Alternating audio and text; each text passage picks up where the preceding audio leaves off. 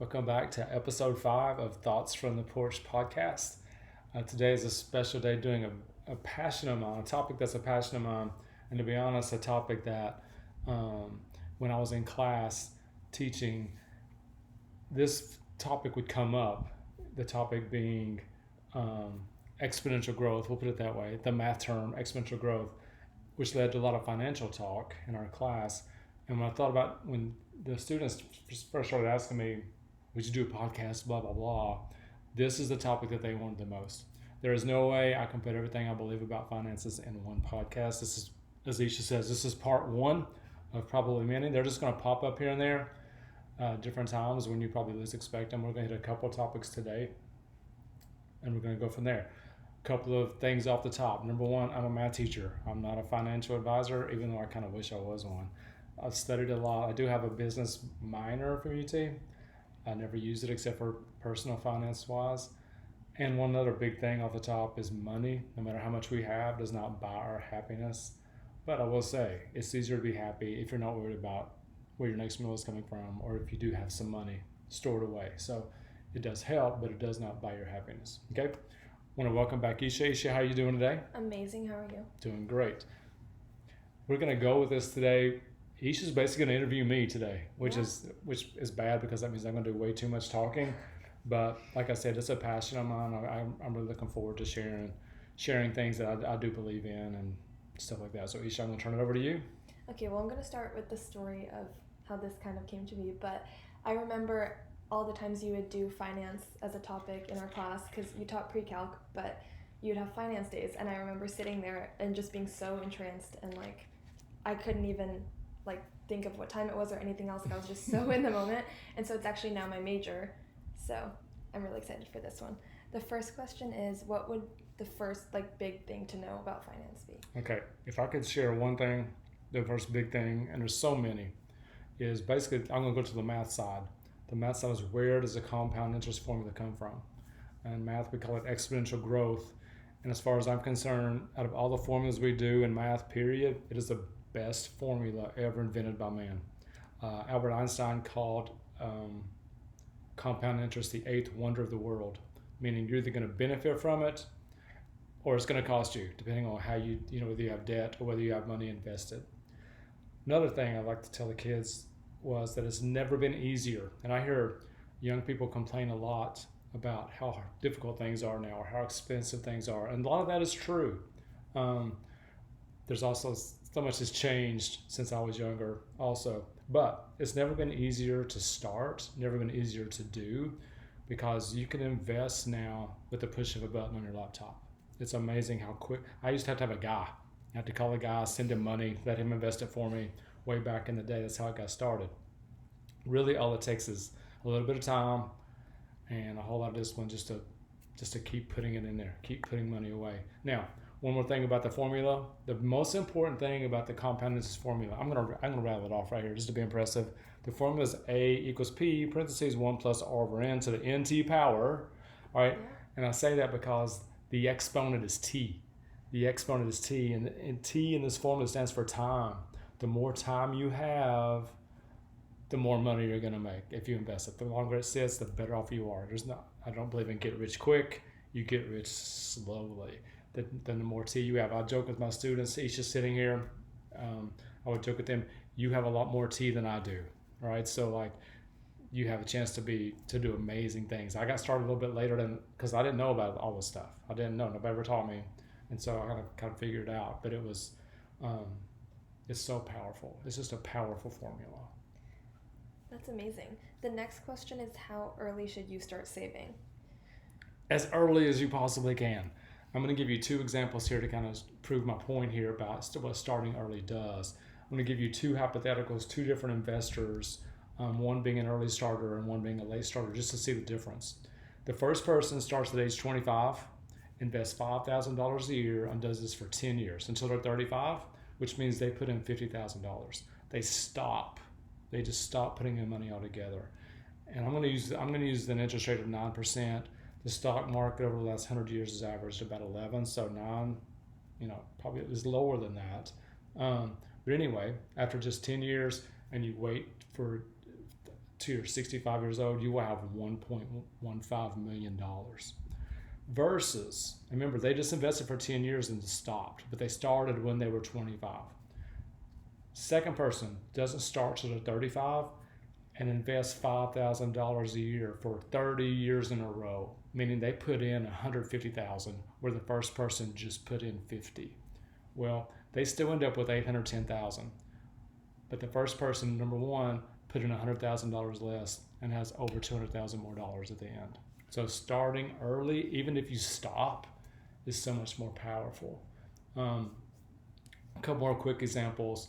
If you invest $150 a month, same interest rate that I mentioned earlier, 9%, from when you're 18 to you're 65, you're looking at about $1.26 million. And out of that $1.25 million, all you put in was $84,600, which is amazing. That means over $1.1 million was nothing but interest or compound growth, which is crazy. Wow. What kind of savings account should you use? My favorite thing that the United States government's ever done is come up with a program called the Roth IRA. It started in either 1998 or 1999. My parents probably, to be honest, didn't know that much about it because they were already investing. They've invested very well, by the way, especially my mom. But opening a Roth IRA is great and awesome. You need to do it. But make sure that when you get in a Roth IRA that you actually invest in it. I have heard stories of people putting cash in a Roth IRA and it's not growing. It's just cash sitting there. You must put it in some kind of investment, which we'll talk about a little bit later. A few facts about Roth IRAs, which makes them so special. Number one is their tax-free growth, which means as much as they grow, it's tax-free forever. No matter how much it grows, you can pull it out at a certain age and never pay tax on the money that you made. It's the only time of money you can actually make without ever having to pay tax on it, which is ridiculous. You're allowed to contribute $7,500 a year. If you're over 50 like me, you can put in $8,600 a year. That's called a catch-up. You can try to catch up. So even if you start later, you're still okay. That's only $144 a week to completely fill it up. Now, to get it out, you do have to have an account for 5 years or be 59 and a half years old. However, you can always pull out the money that you put in. You just can't pull out your growth, what you've made before that age without paying a penalty. You can always also get it. Other beautiful thing about it is you're never forced to take your money out. That's one vehicle. Like if you have a 401k or 403b, those of you who know what that is, like your bit where you work offers that, and you get a match, which is awesome. You got money in there. Once you hit a certain age, they're going to make you pull money out. You can't just leave your money there forever. Whereas a Roth, you can, if you want to, you never have to pull your money out. You can leave it to your kids, and your kids get that money tax-free, which is what a benefit. It's unbelievable. So if I had to come up with two things today to start this, it would be, number one, start early. The formula, the exponent is T. Start while you have time. Number two, as soon as you can, open up a Roth IRA, fill it up every single year. Watch what happens when that happens. Let me have two examples of the Roth IRA. I know you got another couple questions, but let me give you a couple examples of a Roth. If you maxed out your Roth from 18 to 65, that's just putting in the maximum that you can, $7,600 a year, $7,500 a year, you would have about $5.7 million, and you would owe tax on zero of it, which is crazy. And you can also leave it to your heirs if you want to, tax-free. Now, there's a standard rule when people get my age and are starting to pull money out instead of put money in. It's called the 4% rule. People like to pull out 4% because they're probably making between 6 and 9%. So you're still making money pulling out 4% to live on. All right. So if you did this and you had that 5.7 million and you just pulled out 4%, that gives you $228,000 a year to live on, tax-free, which puts you in the 94th or 95th percentile of money makers everywhere in the world. And you're not doing anything. What happens is your money is making more money than you would be making if you were working. Wow. And that's the goal. It's just amazing. I know I've talked way too much, but this is just awesome. That's Ask me amazing. something else. The last question is, are there any money rules you follow? Because I remember one specific one from class. Tell me what that was and I'll explain it. 80-10-10. 80-10-10 rule is a great rule. We strive to live on that in our household. And basically what it is we live on 80% of what we make. We invest or save 10% of what we make. Now, let me go back to the 80.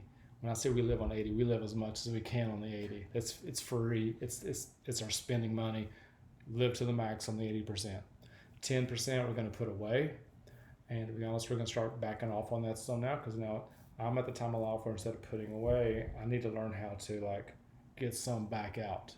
And that, I'll be honest, that's a hard transition. I've got to learn that. I've got to learn how to take it out instead of say the last 10%. And people look at me weird at this sometimes, is we give 10% away. You got to understand, that is my most favorite thing that I do with money, is give it away. And that sounds so counterintuitive. Like, what are you talking about? I'm talking about dinners. I'm talking about tipping waiters and waitresses, church, all kinds of things. Anywhere people are struggling around us, we love to give money away. It's one of my wife and I's favorite thing to do, is like find ways to give money away. My parents are awesome. I'm gonna brag on them too. I'm giving them a shout out. My dad is a huge giver, and hope he leaves me something before he dies. I'm just kidding about that. But he's a huge giver, and I watch his reaction and how much it means to him, and he's kind of passed that down to me. It's a lot of fun. So what else you got, Isha? I think that was it. That's it. That was enough. Yeah. Now, I will say this. There's so much to this topic, like we said at the beginning. This is it for episode 1. Yeah, this is episode 1 of many more of financial things, and they're just going to come up here and there.